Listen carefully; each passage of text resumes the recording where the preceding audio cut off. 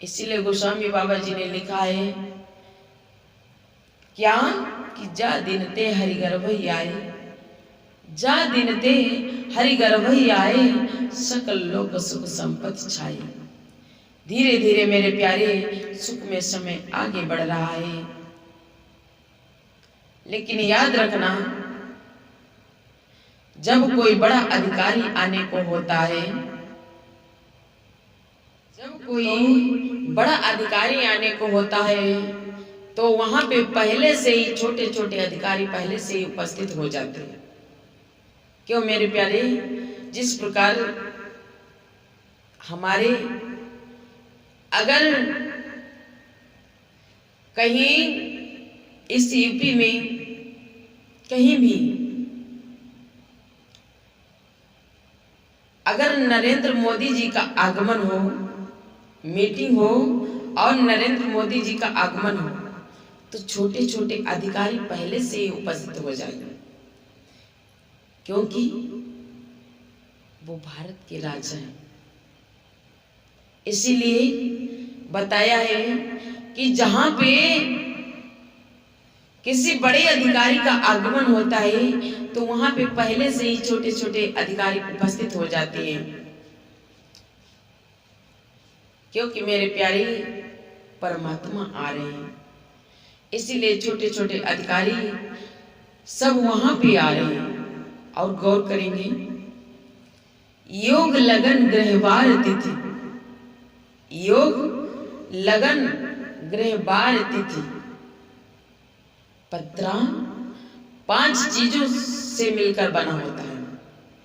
पत्रा 5 चीजों से मिलकर एक बना होता है, इसीलिए इसको पंचांग कहते हैं। आज पूरा का पूरा पत्रा अयोध्या में पहले से उपस्थित हो चुका है। और मेरे प्यारे गौर करेंगे, कौन सी तिथि है, कौन सा महीना है, कौन सा पक्ष है, कितना सुंदर समय है भगवान के प्रादुर्भाव का। कि नवमी तिथि मधुमास पुनीता, नवमी तिथि मधुमास पुनीता, शुक्ल पक्ष अभिजित हरिप्रीता। और मध्य दिवस अति शीत न घामा, मध्य दिवस अति शीत न घामा, पावन काल लोक विश्रामा। ऐसा सुंदर समय है भगवान के प्रादुर्भाव का। चैत का महीना है, शुक्ल पक्ष है, अभिजित नक्षत्र है और दिन के 12 बजने जा रहे हैं। माध्याह्न काल का समय है।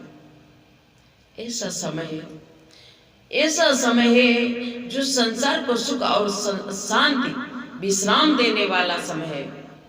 और नक्षत्र कौन सा है? अभिजित, अभिजित नक्षत्र है। मेरे प्यारे नक्षत्र कितने बताए गए?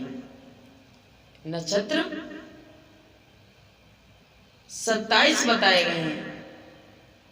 और जो अभिजित नक्षत्र है वो 28वां नक्षत्र है।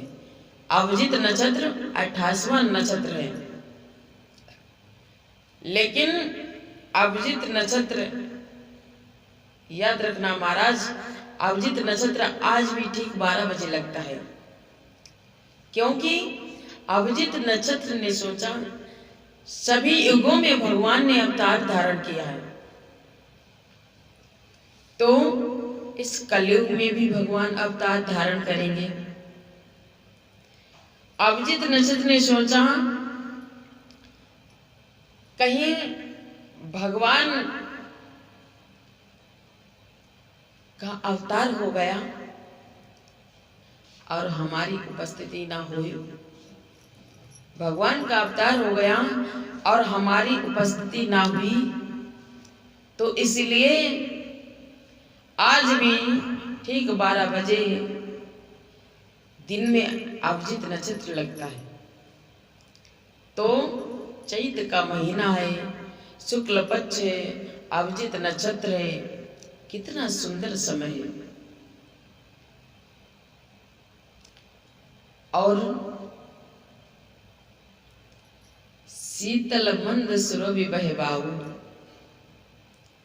शीतल मंद सुरभि बहे बाऊ, हर्षित सुर संतन मन चाऊ। शीतल मंद सुरभि बहे बाऊ, हर्षित सुर संतन मन चाऊ।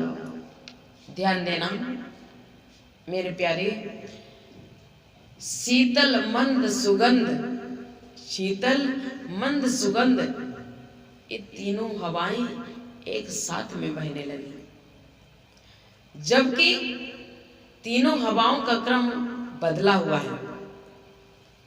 तीनों हवाओं का क्रम बदला हुआ है। सुबह कौन सी हवा चलती है? सुबह कौन सी हवा चलती है? शीतल। दोपहर को कौन सी हवा चलती है? मंद। शाम को सुगंध। ये तीनों हवाएं एक ही साथ में चलने लगी, जबकि बताया है महाराज, सुबह को शीतल हवा चलती है, दोपहर को मंद, शाम को सुगंध। ये तीनों हवाओं का क्रम बदला हुआ है, लेकिन आज तीनों हवाएं एक ही साथ में चलने लगी। लेकिन महाराज, जब तीनों हवाएं एक ही साथ में बहने लगी, शीतल मंद सुगंध, इधर बन कुसुमित गिरिगन मनियारा, बन कुसुमित गिरिगन मनियारा, श्रवै सकल सरिता अमृत धारा। जिन बनों में महाराज, जिन बनों में कभी फल फूल नहीं आते थे, वो वन आज फल फूलों से सुसज्जित है। वो वन आज फल फूलों से सुसज्जित है। किसी ने वनों से प्रश्न किया कि वैसे तो तुम बांझ थे, तुम्हारे में फल फूल कभी आते नहीं थे, लेकिन इस समय तुम कैसे फल फूलों से सुसज्जित हो? क्या कारण है?